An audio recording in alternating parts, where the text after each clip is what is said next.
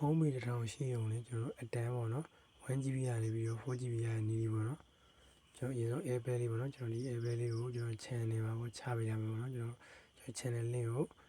ကျွန်တော် comment အောက်မှာချပေးရမယ်ပေါ့နော်ကျွန်တော် software ကိုတစ်ချက်ဝင်လိုက်မယ်ပြီးကျွန်တော်ဖုန်းနံပါတ်ရိုက်ထည့်မယ်ပေါ့နော်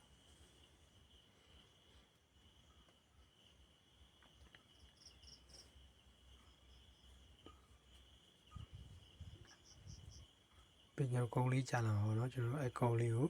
တစ်ချက်သွားယူမယ်ပေါ့နော်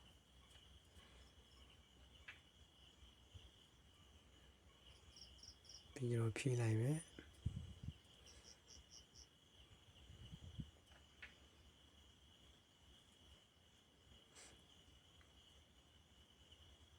ဒါဆိုရင်ရပါပြီပေါ့ကျွန်တော်ဒီမှာ green ကိုနှိပ်ရင်ကျွန်တော်တို့တနည်းကို20 point ရမယ်ကျွန်တော်တို့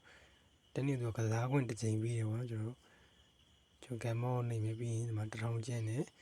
ဒါမှ6ချိန်ပေါ့ကျွန်တော်တို့ဝင်လိုက်ပြီပေါ့ကျွန်တော် play now နှိပ်ရုံပဲเนาะကျွန်တော်အဲ့လေးဝင်နှိပ်နေရုံပဲပေါ့เนาะနောက်တစ်နည်းပညာအသစ်တွေကိုသိချင်လို့ရှိရင်ကျွန်တော်ကေကေစနည်းပညာ channel ကို like and subscribe လေးလုပ်ပါပါဦးဗျာ